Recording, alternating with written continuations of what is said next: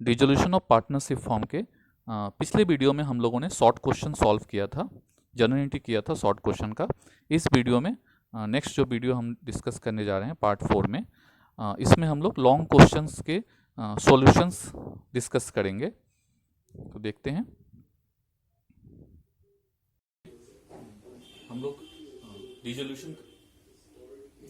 आज हम लोग लॉन्ग क्वेश्चन का जनरलिटी करेंगे। एनसीईआरटी का क्वेश्चन नंबर 13 का हम लोग जनरलिटी करते हैं। तो सुरजीत एंड राही दो पार्टनर हैं, दोनों का रेशियो 3:2 है। बैलेंस शीट दिया हुआ है एज ऑन 31/3/2017, एक बैलेंस शीट दिया हुआ है और यहाँ एडजस्टमेंट है। Surjit agree to take over investment at ₹8,000। Suresh क्या कर रहा है? टेक ओवर कर रहा है इन्वेस्टमेंट 8,000 का and to pay Mrs Surjit loan. Mrs Surjit का लोन पेमेंट कर रहा है।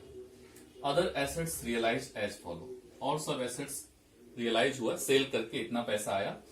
एक्सपेंसेस ऑन रियलाइजेशन 1600 है। 1600 एक्सपेंसेस ऑन रियलाइजेशन है। Creditors agree to accept 37,000। Creditor कितना एक्सेप्ट करने के लिए एग्री है? 37,000 का in final settlement. Pass journal entry. सबसे पहला हमारा काम होगा, सबसे पहले जनरल एंट्री हमारा काम होगा एसेट्स ट्रांसफर करने का। तो एसेट्स हमारे पास है, यहाँ पे फिक्टिशियस एसेट्स लॉस और कैश एंड बैंक ट्रांसफर नहीं होता है, तो ये बैंक ट्रांसफर नहीं होगा, प्रॉफिट एंड लॉस ट्रांसफर नहीं। वो सारे एसेट्स हम ट्रांसफर करेंगे। Stock, debtor, furniture, plant and investment. तो to stock, to debtor, to furniture, to plant और टू इन्वेस्टमेंट। तो realisation account debit to stock, to debtor, to furniture, to plant, to investment. सारे assets को हम transfer कर देंगे, सिर्फ cash और बैंक को छोड़ करके। Cash, bank, profit and loss, fictitious assets को छोड़ देते हैं। तो यहाँ पे स्टॉक हमारा 6,000 है, उसके बाद डेटर 19,000 है, फर्नीचर 4,000 है, प्लांट 28,000 है और इन्वेस्टमेंट 10,000 है। इन सभी को प्लस करके हम लिखेंगे। तो इसका टोटल करने से हमारा 67,000 आएगा। तो realisation account debit to sundry assets, assets हमने ट्रांसफर कर दिया। अब सेकंड हमारा काम है कि हम लायबिलिटी ट्रांसफर करेंगे। तो लायबिलिटी में कौन कौन लायबिलिटी हमें पेमेंट करना है, जो एक्सटर्नल लायबिलिटी है उस सबको हम ट्रांसफर करेंगे। Creditors Mrs Surjit loan, Rahis loan partners loan है तो उसको हम अलग से पेमेंट करते हैं। तो यहाँ दो लायबिलिटी ट्रांसफर होगा, एक 38,000 और एक 10,000 का। तो क्रेडिटर्स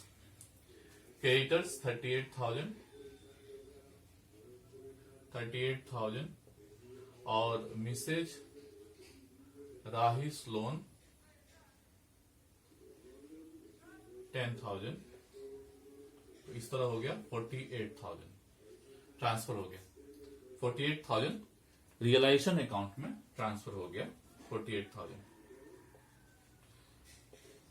उसके बाद हम एसेट्स को सोल्ड करते हैं। तो आप क्वेश्चन में खोजेंगे एसेट्स कौन कौन सोल्ड हुआ है। तो यहाँ पे सुरजीत ने इन्वेस्टमेंट ले लिया तो ये सोल्ड नहीं हुआ। यहाँ पे other asset realise means sold, तो ये सारे एसेट्स सोल्ड हुए हैं और कोई एसेट्स यहाँ सोल्ड नहीं हुआ।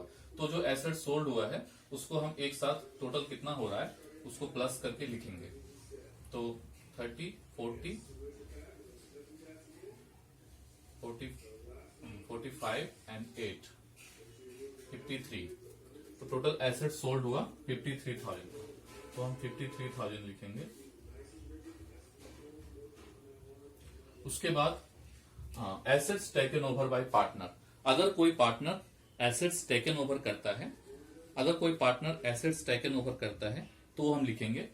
तो पार्टनर कितना एसेट्स टेकन ओवर कर रहा है, तो यहाँ पे देखते हैं। यहाँ पे Surjit agree to take over investment. Surjit investment ले जा रहा है और कोई पार्टनर के बारे में नहीं दिया है। सुरजीत इन्वेस्टमेंट 8,000 का ले जा रहा है, तो यहाँ पे होगा Surjit capital to realisation. Investment ले रहा है 8,000 में ले रहा है, तो जितने में ले रहा है उतना हम लिखेंगे। कितना इन्वेस्टमेंट का वैल्यू है उससे हमें मतलब नहीं होता है। उसके बाद है लायबिलिटीज पेड। लायबिलिटी अगर कोई पे हो रहा है तो तो हमारे पास दो लाइबिलिटी यहाँ पे है, रिकॉर्डेड लाइबिलिटी दो है, क्रेडिटर और मिसेज राहिस लोन। तो मिसेज राही का लोन तो सुरजीत ने बोला है कि वो पेमेंट करेगा, सुरजीत एग्री किया है कि वो पे करेगा, तो यहाँ पे पेमेंट नहीं हो रहा है, मिसेज राही का लोन टेकन ओवर हो रहा है। तो और एक लाइबिलिटी क्रेडिटर है, तो क्रेडिटर को क्या हो रहा है, क्रेडिटर एग्री टू एक्सेप्ट 37,000, तो क्रेडिटर को हम 37,000 दे रहे हैं, वो 37,000 लेने के लिए तैयार है, तो इसका मतलब क्रेडिटर को पेमेंट हो रहा है 37,000। तो लाइबिलिटीज पेड में 37,000 हमारा आ गया realisation account debit to bank. अब liability taken over by partner, partner अगर कोई लायबिलिटी ले जाता है तो श्योर सुरजीत ले जा रहा है, सुरजीत राहिस मिसेज सुरजीत लोन का ले जा रहा है, Mrs Surjit loan take over कर रहा है, मिसेज सुरजीत लोन 10,000 का और टेकन ओवर कर रहा है, तो liabilities realisation account debit to Surjit capital, Surjit capital. तो कितने में ले रहा है, लोन जितने का होगा उतने में ले जाएगा, कोई अमाउंट नहीं दिया है तो 10,000 का लोन वो टेकन ओवर कर रहा है। उसके बाद हम एक बार चेक करेंगे कि सारा एसेट हमारा सोल्ड हुआ है कि नहीं हुआ है। तो यहाँ पे हमारे टोटल एसेट्स थे 5 में से 4 एसेट तो सोल्ड हो गया और एक एसेट्स हमारा सुरजीत लेके चला गया, तो पांचों एसेट्स हमारा समाप्त हो गया। और लायबिलिटी भी दो लायबिलिटी था, एक क्रेडिटर पेमेंट हो गया और मिसेज सुरजीत का लोन सुरजीत ने टेक ओवर कर लिया है, तो लायबिलिटी और एसेट्स का काम खत्म हो गया है। अब यहाँ पे क्वेश्चन है नेक्स्ट हमारा है रियलाइजेशन एक्सपेंसेस। तो रियलाइजेशन एक्सपेंसेस में अगर पार्टनर पे कर रहा है तो realisation account debit to partners capital लिखते हैं, और अगर फॉर्म पे कर रहा है तो realisation account debit to bank लिखते हैं। यहाँ पे कुछ भी नहीं लिखा हुआ है तो हम realisation account debit to bank ही लिखेंगे, हम पार्टनर्स कैपिटल नहीं लिखेंगे।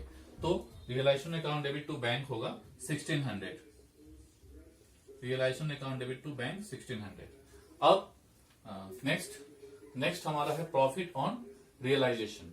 प्रॉफिट ऑन रियलाइजेशन हुआ है कि नहीं निकालने के लिए हम रियलाइजेशन का डेबिट क्रेडिट चेक कर लेंगे, रियलाइजेशन कितना डेबिट हुआ है कितना क्रेडिट हुआ है।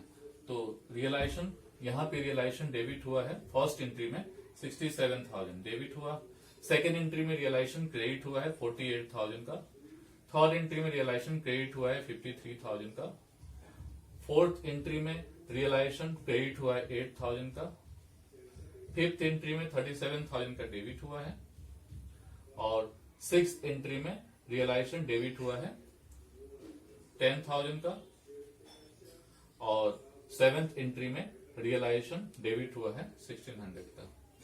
तो ये डेबिट और क्रेडिट का हम डिफरेंस निकालेंगे, टोटल करेंगे, उसके बाद इसका डिफरेंस निकालेंगे, और अगर नेगेटिव डिफरेंस आता है तो लॉस होगा, अदरवाइज प्रॉफिट होगा।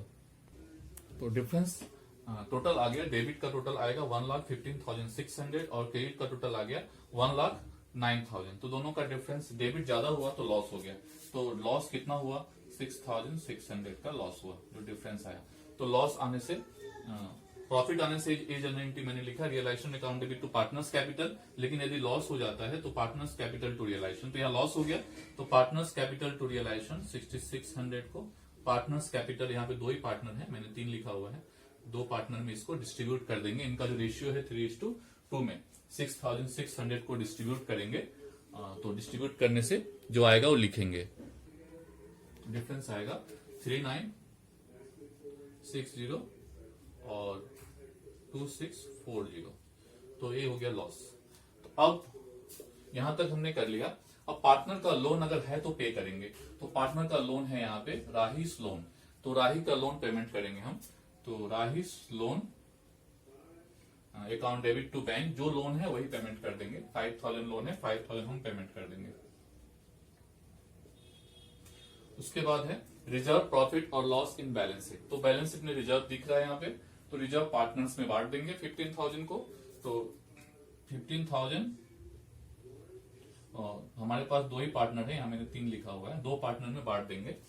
तो 2 पार्टनर, एक सुरजीत है और दूसरा राही है, तो सुरजीत और राही को 3:2 में बांट देंगे, तो 9,000 और 6,000 आएगा, 9,000 और 6,000।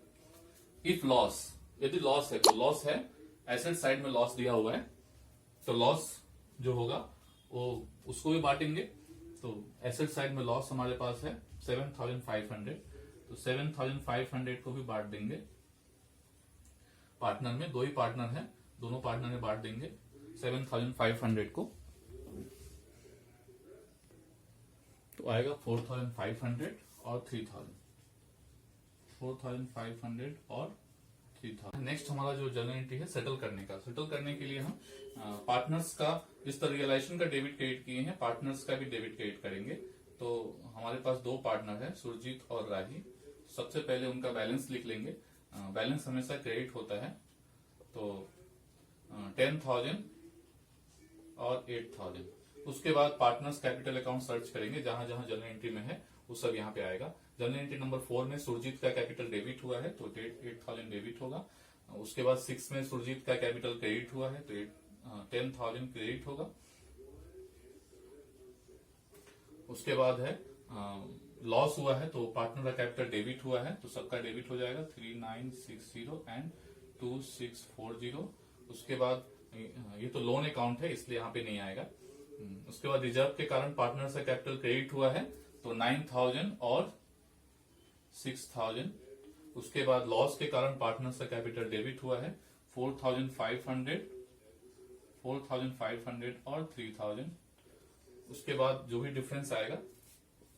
डिफरेंस आएगा उसका हम लोग जर्नल एंट्री पास करेंगे। तो पहले निकालेंगे हम लोग इसका क्या डिफरेंस आता है, उसी के हिसाब से जर्नल एंट्री पास होगा।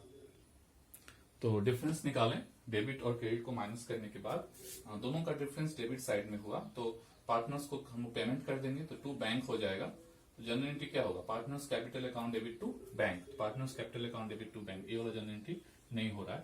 तो यहाँ पे सुरजीत कैपिटल और राहिस कैपिटल दोनों को हम पेमेंट कर देंगे। तीसरा कैपिटल नहीं लिखे हैं हमें, लेकिन यहाँ पे है नहीं, दो ही पार्टनर है। 12,450 एंड 8,360 टोटल हो गया।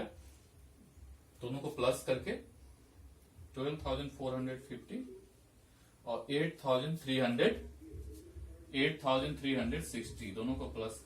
इस तरह हम लोगों ने देखा कि लॉन्ग क्वेश्चन का जर्नल एंट्री कैसे किया जाता है। इसके साथ ही आज का टॉपिक समाप्त होता है। Thank you.